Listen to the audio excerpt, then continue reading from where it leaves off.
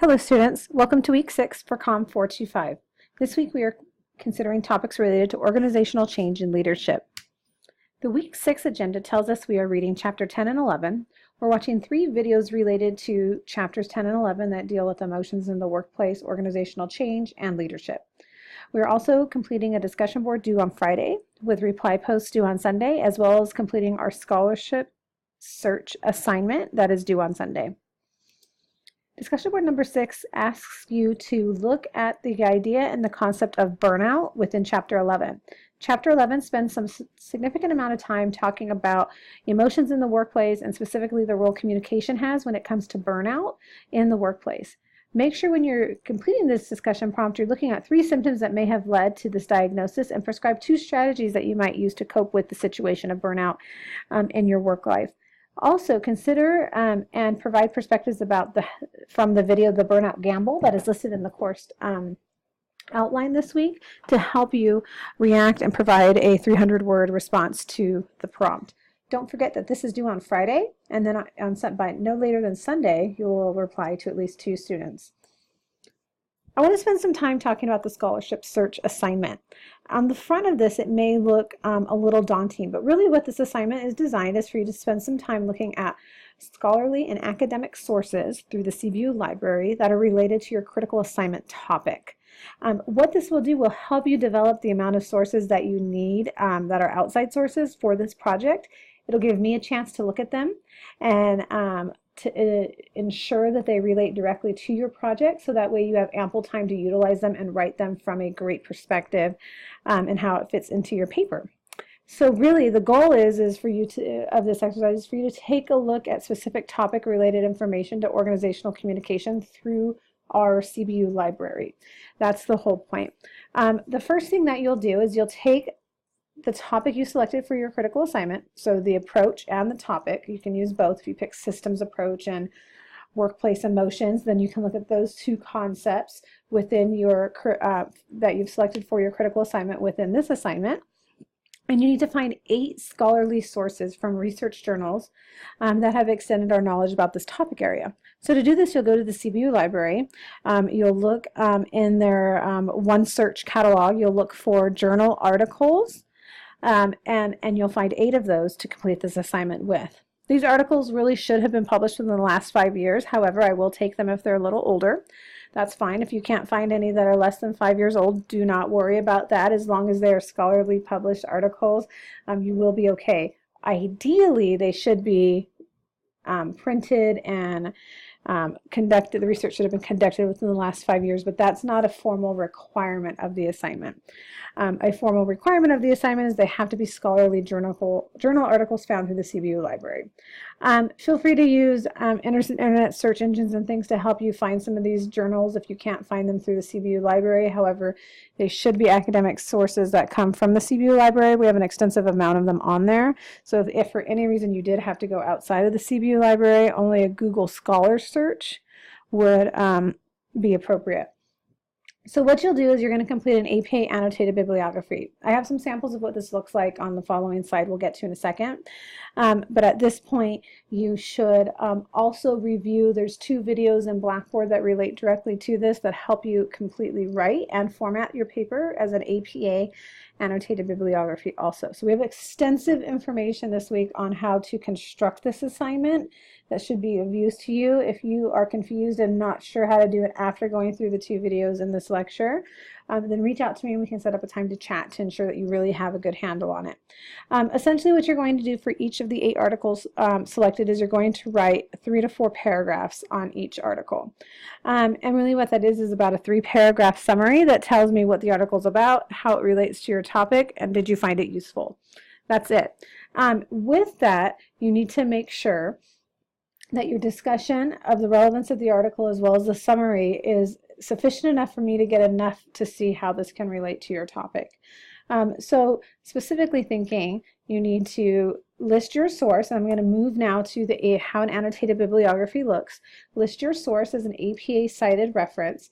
Underneath it, you're going to put your 3-paragraph reflection and summary, and then you'll repeat that with each source until you get finished with the entire paper, which is 8 sources. So as you move through that, it's important to see how that will help you and how you can incorporate that into your assignments this week. Now, as you complete this, make sure you are only selecting, excuse me, selecting sources that are directly related to your assignment, because there's no sense in reinventing the wheel next week and trying to write your paper and not having sources for it. You should only be selecting journal articles that relate to your critical assignment. This is one of our brainstorming activities that are designed to help us with that as we move into that content. Take a second to take a look at how these sources are cited, as well as what some of the information says. I know the summaries in here are very brief. That's just for the sense of getting an idea of how you need to structure your paper, but it's important to take a look at it to understand it from those perspectives. As we move on to some of the course content, it's important to see some of the major takeaways from chapter 10 and 11. These chapters are really important and help us understand and see how information relates to change and how it relates to leadership as well as emotions in the workplace. You'll see that it's important that we appreciate that change is often natural and part of organizational life cycles. It's important to see that it can appear in the guise of organizational crisis or be carefully planned and implemented, but it's important to understand how it relates to the workflow and how we work with each other. When we look at the role of communication and leadership process, it's important that we can consider this from several different ways. It's also important to look at the content of what the communication is when it takes place within communicating leadership and organizational change, as well as how the situation pans out, the type of leadership change and how that will work. A lot of studies have looked at and demonstrated how leaders use visionary in terms of the content of their communication, and they end up being actually more effective than those who take more of a pragmatic content approach to their communication. Evoking real visionary and lofty goals help get buy-in from the people oftentimes. It's really important, though, that we take an important consideration for communication and leadership that stems from the work of Gail Farhurst and Robert Sarr.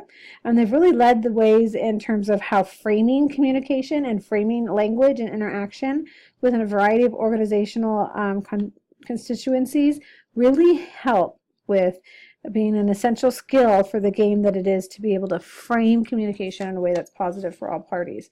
Framing is a way, really, of managing meaning in which one or more aspects of the subject at hand are selected or highlighted over other aspects.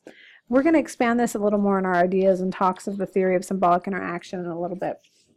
I wanted to spend some time, though, looking at how it seems that our work lives are often mundane and there are change processes that permeate many aspects of organizational life, and organization change in the natural course of adapting to their environments, and they change when managers or employees perceive a need for adjusted levels at their individual organizational levels.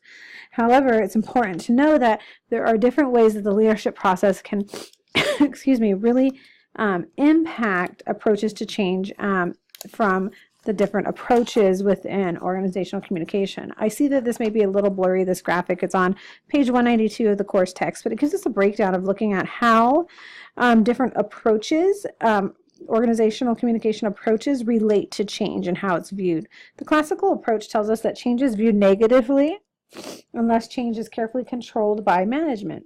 Leadership is based on defined traits and abilities that only managers can have. A human relations approach tells us that change is seen as a human process that should factor in employee concerns. Leaders are encouraged to satisfy needs of workers. Human resources approaches to organizational communications feel that change in leadership would be considered how employees are encouraged to participate in the change process in substantive ways, and the skills of leaders are adapted to specific situations. A systems approach to organizational communication views that change is viewed as a complex process involving interaction among multiple stakeholders.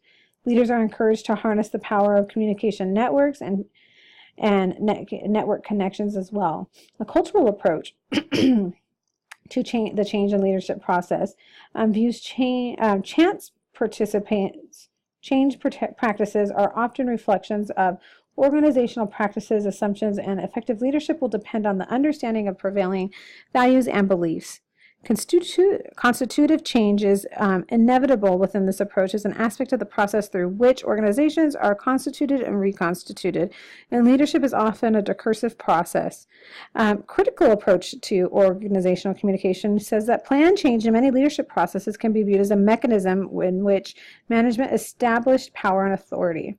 A feminist approach to organizational communication shows that alternative approaches to change in leadership are encouraged, with emphasizes the non-rational aspects of organizational functioning and encourage mutual goals. It's really important to see how that really relates to some of the course content and what we're doing this week and the majority of our assignments. The next thing I want to spend some time on is looking at communicative coping and social support. Communicative coping provides social support in a number of things when it deals with workplace stress and burnout. There's a lot of research that exists on social support as a means to protecting individuals from major and minor stresses of life, and we really kind of focus on three things when it comes to social support in terms of communicatively coping, meaning talking about things and coping through our conversations. Emotional support is the first one, and that involves letting another person know that they are loved and cared for, and might involve a message that boasts another's self-esteem, or a message that indicates an unconditional regard, no matter what one will do. Emotional support might also involve the provision of a shoulder to cry on or things like that. Informational support involves the provisions of facts and advice to help an individual cope with a situation. There are several types of informational support that could be helpful in the workplace. That could happen through a number of factors. Instrumental support involves physical or material assistance that helps an individual cope with stress and strain on the job. And so that, in short, really instrumental support provides the resources and labor employees need to cope with workplace burnout or a variety of issues that happens within a workplace scenario. As we move on and we look to symbolic interactionism, it's important to see how these takeaways relate to the course content. As we consider these takeaways, it's important that we see that they really relate a lot to looking at organizational change, leadership, as well as emotions in the workplace. When we look at symbolic interactionism, we need to see that it falls within the context of the communicator and the conversation when it comes to communication theory. So we're looking at the communicator and the conversation that they are having. Herbert Mead developed this theory, and some major contentions that come from it tell us that people interact with one another over time. And as they interact, they come to share similar meanings about specific interactions and contexts. One example Mead gives us is that children are socialized through communicative interactions, and people make sense of their world and symbolic objects through social interactions. So this idea of symbolic interactionism, which was formulated in the 1960s and 80s, is the process by which interaction and the formation of meanings of individuals occurs. The inspiration really from this theory came from a lot of Dewey's work, which they believe that human beings are understood in practical and interactive ways in relation to their environment. The theory consists of three core principles: meaning, language, and thought. Though these core principles lead to the conclusions about the creation of a person's self and socialization within a larger community. Meaning states that the humans act towards people and things according to the meanings that are given to those people or things. Symbolic interactionism holds the principle of meaning to be the central aspect of human behavior. Language gives humans a means by which to negotiate meaning through symbols. Humans identify meaning in speech acts with one another also. Thought modifies each individual's interpretation of symbols. Thought is a mental conversation that requires different points of views. With these three elements, the concept of self can be framed. People use the looking glass self as they take the role of one another, imagining how we look to another person. The self is a function of language. Without talk, there would be no self-concept. People are part of a community where we are generalized the other sum of total responses and expectations that we pick up from people around us. We naturally give more weight to the views of significant others than ourselves, according to this theory. People tend to make sense of their world through the symbolic objects and social interactions. So think about this as we get into the ideas this week of workplace burnout and emotions and leadership and organizational change. Think about framing and the ideas we've highlighted in this lecture about that. As we move through the course content, keep in mind we are reading chapters 10 and 11. We're watching 3 videos related to the course content, as well as completing discussion board number 6 and the scholarship search, which is due on Sunday. Don't forget that assignment is going to take a little bit of time, so it's important that you get started on that early this week. If you need anything or you have any other questions, please reach out. I look forward to interacting with you this week and pray you all have a blessed week. God bless.